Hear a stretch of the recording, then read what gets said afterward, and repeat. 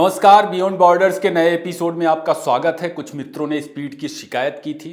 Screen पर playback speed setting का option है, आप अपनी सुविधा के अनुसार स्पीड को कंट्रोल कर सकते हैं।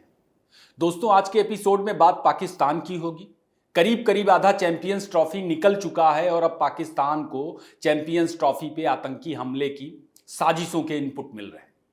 चैंपियंस ट्रॉफी में अभी हाल ही के लीग मैच के दौरान भारत ने पाकिस्तान के गुरूर को उसे हराकर कुछ इस तरह चकनाचूर कर दिया कि उसके बाद बहुत सारी मजेदार चीजों की भरमार देखने को मिल रही। बहुत सारे साइड इफेक्ट्स निकल करके आ रहे हैं मैच के, भारत पाकिस्तान। आज के एपिसोड में बहुत दिलचस्प चीजें हैं, आप अंत तक बने रहें। शो को ज्यादा से ज्यादा लाइक और शेयर करें, अपनी राय भी दें जो हमारे लिए मायने रखती है। दोस्तों, पाकिस्तान की मेजबानी में शुरू हुई चैंपियंस ट्रॉफी पर लगता है जो भूतिया साया पड़ा था वह खत्म होने का नाम ही नहीं ले रहा। बावजूद कि सोमवार के दिन न्यूजीलैंड के हाथों बांग्लादेश की पराजय के बाद पाकिस्तान टूर्नामेंट से बाहर हो चुका है, अब खबरें सामने आ रही कि चैंपियंस ट्रॉफी पर आतंकी साया पड़ सकता है। पाकिस्तान की खुफिया ब्यूरो यानी पीआईबी ने एक अलर्ट जारी किया है और इसके मुताबिक इस्लामिक स्टेट खुरासान प्रांत यानी आईएसकेपी ने कथित तौर पर पाकिस्तान में मैच देखने आए विदेशियों को निशाना बनाने का प्लान बनाया है। पीआईबी ने बताया कि फिरौती के लिए विदेशियों के अपहरण की साजिशें रची जा रही। आईएसकेपी खासकर चीनी और अरब देशों के नागरिकों को निशाना बनाने की प्लानिंग कर रहा। आतंकी ग्रुप आईएसकेपी शहर के उन बाहरी इलाकों में किराए पर घर लेने की प्लानिंग कर रहा है जहां सीसीटीवी कैमरे नहीं लगे हुए हैं, जहां केवल रिक्शा और मोटरसाइकिल से ही आया जाया जा सकता है। उनकी रणनीति विदेशियों को उठाकर अपहरण करना है और इसके लिए बंदरगाहों, हवाई अड्डों, ऑफिसों और होटलों से विदेशी नागरिकों, खासकर चीनी और अरब लोगों को निशाना बनाना है। लेकिन असल में ऐसा है नहीं कुछ। यह पीआईबी का इस्तेमाल करके, आतंकियों के नाम का इस्तेमाल करके पाकिस्तानी सरकार की तमाम चीजों को जो क्रिकेट के बाद भारत पाकिस्तान के मैच के बाद नजर आई हैं उनको कवर अप करने की एक योजना है। और कवर अप करने की योजना क्यों है? इसकी सबसे बड़ी वजह तो यही है कि आईएसकेपी पाकिस्तान का लाडला है। आईएसकेपी के अलावा अगर यह बात बलूचों के समूह या फिर पाकिस्तान तालिबान को लेकर कही जाती तो थोड़ी सी बात समझ में आती, थोड़ा सा मोटिव समझ सकते थे। आईएसकेपी के लिए बात समझ से परे है, जबकि तथ्य यह है कि आईएसकेपी की इस वक्त पाकिस्तानी सेना और सरकार के साथ खूब छन रही है, जो भी हो। लेकिन पाकिस्तान ने चैंपियंस ट्रॉफी को लेकर के जो अफवाह फैलाई है या जो अफवाह फैलाने की कोशिश कर रही है, अभी अभी उसकी वजहें हैं। और यह अफवाह पाकिस्तानी क्रिकेट, पाकिस्तान के पूर्व क्रिकेटर, पाकिस्तानी सरकार और पाकिस्तानी मीडिया की उन तमाम कोशिशों का हिस्सा है जिसके जरिए नाकाम चैंपियंस ट्रॉफी को कवर करना मकसद है। आप सोचिए कि पाकिस्तान के मैच ही देखने के लिए पाकिस्तानी स्टेडियम नहीं पहुंच रहे, गिने चुने विदेशी दर्शक पाकिस्तान में नजर आए हैं और अरब तो अपने यहां ही क्रिकेट का मजा ले रहे हैं क्योंकि भारत वहीं खेल रहा। वे भला पाकिस्तान क्यों आएंगे? और सबसे बड़ा सवाल दोस्तों, चीनी कब से क्रिकेट देखने लगे और वह भी पाकिस्तान या दूसरे देशों में जाकर के चीनी क्रिकेट देखने लगे? असल में चैंपियंस ट्रॉफी की वजह से पाकिस्तान की जो भारी बेइज्जती हुई है, खासकर भारत के हाथों पराजय के बाद, उसने पाकिस्तान को बुरी तरह से डिप्रेस कर दिया है, पाकिस्तानी अवाम को बुरी तरह से डिप्रेस कर दिया है। और उसे आप डिजिटल प्लेटफॉर्म्स पर देख रहे होंगे तमाम। पाकिस्तान के पास दोस्तों एक ही चीज थी, क्रिकेट, जिसके जरिए उन्हें थोड़ी बहुत खुशी मनाने का मौका मिल जाता था। लेकिन भारत ने दुबई में जिस तरह पाकिस्तान को मटिया मेट कर दिया और अब पाकिस्तान लीग मुकाबले से ही बाहर हो गया, मेजबान होते हुए भी उसे पाकिस्तानी अवाम पचा नहीं पा रही इस वक्त। विराट कोहली की सेंचुरी ने जो जख्म दिए, अब तमाम हथकंडों के जरिए उस पर मरहम लगाने की कोशिशें हो रही। लिटरली पाकिस्तान में लोग हार पचा नहीं पा रहे। उस पे तमाम प्रशंसक इस बात का अफसोस मना रहे कि कम से कम कोहली को तो शतक बनाने से रोका जा सकता था। कोहली का शतक असंभव था। अब किसी तरह आतंकी साजिश के तार तलाशना असल में इसी कड़ी का एक हिस्सा है। दोस्तों, आपने देखा होगा कि इसी कड़ी के तहत, इसी योजना के तहत किस तरह भारतीय टीम के शानदार खेल को कमतर साबित करने के लिए पाकिस्तानी मीडिया सरेआम जादू टोना जैसी चीजों पर कोई रिपोर्ट या खबर नहीं दिखा रहा था, बल्कि पैनल डिस्कशन कर रहा था, गंभीर टाइप की बहस कर रहा था। बहस इस बात की हो रही थी उस पैनल डिस्कशन में कि असल में भारत की जीत के पीछे 22 पंडितों की पूजा पाठ और जादू टोने का हाथ है। भारतीयों ने अच्छा खेल करके मैच नहीं जीता, पाकिस्तान को नहीं हराया। ढेरों उदाहरण आपको मिल जाएंगे जिसमें किसी ना किसी रूप में भारत की एक महान जीत को चैंपियंस ट्रॉफी में पाकिस्तान पर कमतर साबित करने के बहाने खोजे जा रहे हैं।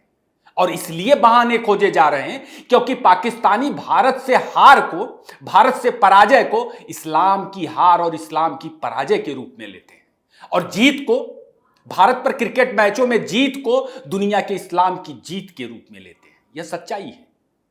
साल 2021 में पाकिस्तानी गृह मंत्री शेख रशीद का बयान आपको याद ही होगा। T20 मुकाबले में भारत पर पाकिस्तान की जीत को उसने दुनिया के इस्लाम की जीत बताया था और पूरे पाकिस्तान में जश्न मनाने की अपील की थी। चाहे पाकिस्तान की सरकार हो, उनकी एजेंसी हो, उनका मीडिया हो, उनके एक्सपर्ट हो या फिर उनके पूर्व क्रिकेटर, सब के सब भारत पाकिस्तान मैच के बाद यही करते और कहते नजर आ रहे। एक नमूना मैच के बाद शोएब अख्तर की समीक्षा का ही ले लीजिए, जिसे उन्होंने अपने YouTube चैनल पे अपलोड किया था। मैच के ठीक बाद 3-4 मिनट का वीडियो है। दोस्तों, शोएब अख्तर की नजर में चैंपियंस ट्रॉफी का जो मुकाबला भारत और पाकिस्तान के बीच में हुआ, असल में वह बराबरी का मुकाबला था ही नहीं। शोएब अख्तर पाकिस्तानी टीम की आलोचना करने के पक्ष में ही नहीं, उनके मुताबिक यह अनुभवहीन बच्चों की टीम है जिन्हें क्रिकेट खेलना नहीं आता। यानी शोएब की नजरों में भारत की टीम अच्छा नहीं खेली, बल्कि उसने बच्चों की टीम को हराया है। शोएब अपने खिलाड़ियों को कोई दोष नहीं देते, जैसे भारत ने कोई हलवा मैच जीत लिया हो। शोएब अपनी समीक्षा में भारत के जीत की सराहना नहीं करते। भारतीय टीम लगातार मेहनत के बाद वर्ल्ड क्रिकेट के जिस मुकाम पर पहुंची है, उसकी सराहना नहीं करते। जीत के पीछे भारतीय खिलाड़ियों के शानदार खेल और समर्पण की सराहना नहीं करते। बाकी टीम मैनेजमेंट, टीम सिलेक्शन और खिलाड़ियों को कमतर, औसत बताकर अपने खिलाड़ियों को, पाकिस्तानी खिलाड़ियों को भारत की जीत को यूं ही कमजोर साबित कर देते हैं। क्रिकेट में भारत पर पाकिस्तान के पुराने इतिहास को रटते नजर आते हैं, जबकि यही शोएब अख्तर अपने पिछले तमाम वीडियोज में पाकिस्तान के जिन क्रिकेटर्स को अनुभवहीन और बच्चा करार दे रहे हैं, उनकी मुक्त कंठ से प्रशंसा करते नजर आते हैं। ये क्या है? इससे तो लग रहा कि शोएब अख्तर भी भारत से पराजय को पूर्व पाकिस्तानी गृह मंत्री शेख रशीद की तरह ही मजहबी हार के रूप में ले रहे। और शोएब ही नहीं, वसीम अकरम, वकार यूनुस, इंजमाम उल हक, जितने भी पाकिस्तानी एक्सपर्ट हैं, सब ने मैच का इसी तरह का रिव्यू किया कि साहब असल में पाकिस्तान की टीम अनुभवहीन थी, इस वजह से हार गई। जबकि पाकिस्तान की टीम अनुभवहीन नहीं थी। पाकिस्तान की टीम इसलिए नहीं हार गई कि वह कोई कमजोर टीम थी, बल्कि इसलिए हार गई कि भारत के खिलाड़ियों ने मैच के दौरान खेल के हर मैदान में लाजवाब प्रदर्शन किया। वह चाहे गेंदबाजी हो, चाहे फील्डिंग हो या फिर बल्लेबाजी की बात। भारत इसलिए जीत गया क्योंकि उसने खेल को खेल की तरह लिया, जंग की तरह नहीं, और जमकर मेहनत की, पसीना बहाया, हौसला नहीं छोड़ा। तब भी जब बाबर आजम जमते नजर आ रहे थे, पाकिस्तान ने बेहतरीन स्टार्ट पा ली थी, मोहम्मद शमी को मैदान से बाहर जाना पड़ा था, रिजवान और साउद ने मैदान में खूंटा गाड़ दिया था, और तब भी भारत ने हौसला नहीं छोड़ा जब आखिर में पाकिस्तानी बल्लेबाजों ने तेज बैटिंग करके रन बटोरे। चेज के लिए भारत को एक अच्छे स्कोर की चुनौती पेश की। दोस्तों, पाकिस्तान इसलिए हार गया चैंपियंस ट्रॉफी में भारत के खिलाफ क्योंकि उसने मैच को जंग की तरह लिया, खेल की तरह नहीं। और खेल की बजाय पाकिस्तानी क्रिकेटर्स के दिमाग पर मैदान में जंग ही हावी दिखा। भारत के साथ पाकिस्तान के चैंपियंस ट्रॉफी मैच के दौरान ना जाने कितनी मर्तबा पाकिस्तानी क्रिकेटर्स का यही जंगी रवैया दिखा, पूरी दुनिया ने देखा। जब रिजवान मैच में खूंटा गाड़ के बैटिंग कर रहे थे, रनिंग के दौरान हर्षित राणा को धक्का मारने तक पहुंच गए। हर्षित राणा के चेहरे पे मुस्कान दिखी, कोई तनाव नहीं था। Naseem Gill co dot ball मार के ऐसे सामने आ रहे थे जैसे निगल ही जाएंगे, और अबरार ने जब एक बहुत बेहतरीन बॉल पे गिल को आउट किया तो उनका रिएक्शन घमंड से भरा था।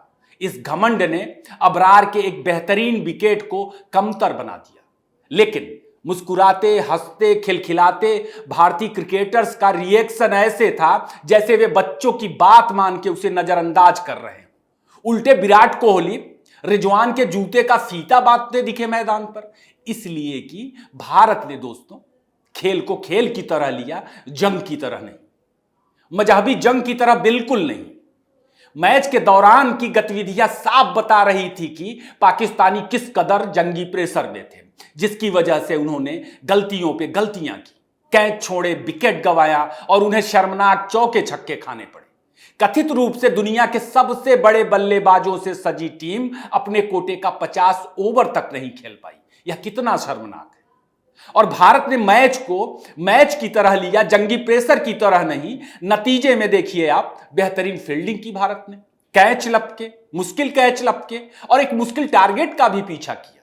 लंबे वक्त से आउट ऑफ फॉर्म चल रहे विराट कोहली की इनिंग खेल को खेल की तरह लेने, खेल के महान संघर्ष की पूरी कहानी कहने भर के लिए पर्याप्त है। विराट कोहली की इस पारी को क्रिकेट की सबसे महान पारियों में शुमार किया जा सकता है। चूंकि पाकिस्तानी हमेशा भारत के साथ क्रिकेट में हार जीत को मजहबी हार जीत के तौर पर लेते हैं, तो वे हताश और निराश नजर आ रहे हैं और अब उनका पूरा अमला उस हार को कवर अप करने में लगा हुआ है, भारत की जीत को कमतर साबित करने में लगा हुआ है, शर्मिंदगी को बचाने में लगा है। तब लगा है जब मैच से कुछ ही घंटे पहले पाकिस्तानी प्रधानमंत्री शहबाज शरीफ ने लगभग पोडियम को तोड़ते हुए डेरा गाजी खान की रैली में भारत को पीछे छोड़ने की कसमें खाई थी। पाकिस्तान शर्मिंदा हो गया है। चैंपियंस ट्रॉफी में पाकिस्तानी मेजबानी नाकाम हो गई है, तो अब पैतरों से उसे कवर किया जा रहा, ध्यान बटाया जा रहा। आतंकी साजिश भी दोस्तों असल में इसी का हिस्सा है। आज का वीडियो यहीं खत्म करते हैं। आपको कैसा लगा जरूर बताएं। इसे ज्यादा से ज्यादा लाइक और शेयर करें। फिर किसी नए टॉपिक पर बात होगी। आपने इतना वक्त दिया, आपका बहुत बहुत धन्यवाद।